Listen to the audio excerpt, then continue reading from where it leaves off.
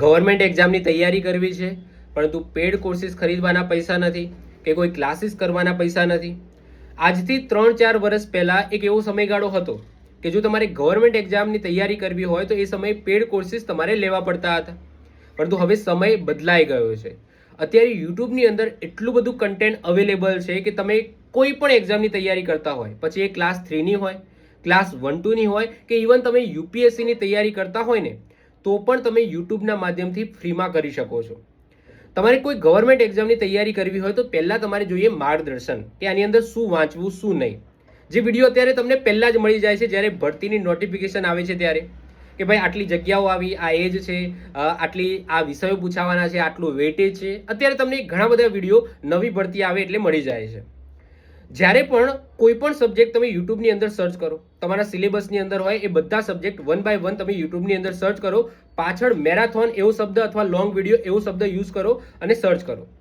તમને એક જ વિષયના 7 થી 8 અલગ અલગ સર દ્વારા ચલાવેલા એ વિષયને પ્રોપરલી તમને એના વિડીયો મળી જશે. જે 11 કલાકના, 12 કલાકના, 15 કલાકના, 23 કલાકના વિડીયો જોવા મળશે. તમે આરામથી એ વિડીયો જોઈને તમારી એક્ઝામની પ્રિપેરેશન આરામથી કરી શકો છો. તમે પેડ કોર્સિસ લેશો તો એક સર દ્વારા અમુક નોલેજ આપવામાં આવશે, પરંતુ એનાથી 5 ગણું 7 ગણું નોલેજ યુટ્યુબની અંદર ફ્રીમાં અવેલેબલ છે.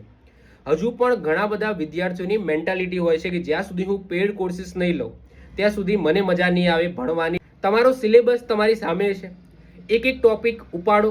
ચલો આખો સબ્જેક્ટ ના ઉપાડો તો એક એક ટોપિક ઉપાડો, એને યુટ્યુબની અંદર સર્ચ કરો. એ જ ટોપિકના તમને 7 થી 8 વિડીયો આરામથી મળી જશે. આખો સિલેબસ તમને યુટ્યુબની અંદરથી પ્રોપર મળી જશે. પ્રોપર એક પણ એવો ટોપિક નહીં હોય કે ભાઈ યુટ્યુબની અંદર તમે સર્ચ કરો અને તમને ન મળે.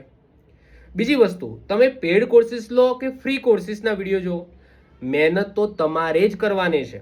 તમે પેડ કોર્સિસ જોશો એના પછી પણ તમે જ્યાં સુધી સેલ્ફ સ્ટડી નહીં કરો, જાતે મહેનત નહીં કરો ત્યાં સુધી પાસ નહીં થાવ.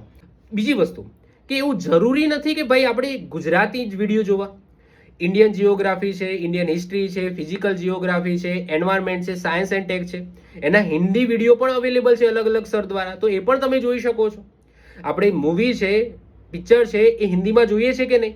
તો સાહેબ આ વિડીયો, આ જે સબ્જેક્ટના વિડીયો આપણે હિન્દીમાં ના જોઈ શકીએ તો હિન્દીમાં પણ જોઈ શકીએ. અમુક સર દ્વારા જો હિન્દીમાં એ વિષયને સારી રીતના એક્સપ્લેન કરવામાં આવ્યો હોય તો એ હિન્દીમાં જોવો બેટર છે. હિન્દીમાં તમે સમજી શકો છો, મૂવી સમજી શકો છો, તો તમે આ વિડીયો કેમ ના સમજી શકો? ઓકે, ગાઈડન્સ તો હવે બધી જગ્યાએ અવેલેબલ થઈ ગયું છે અને યુટ્યુબમાં તમને બધી જ વસ્તુ અવેલેબલ છે, તો તમે આરામથી ફ્રીમાં યુટ્યુબના માધ્યમથી તૈયારી કરી શકો છો.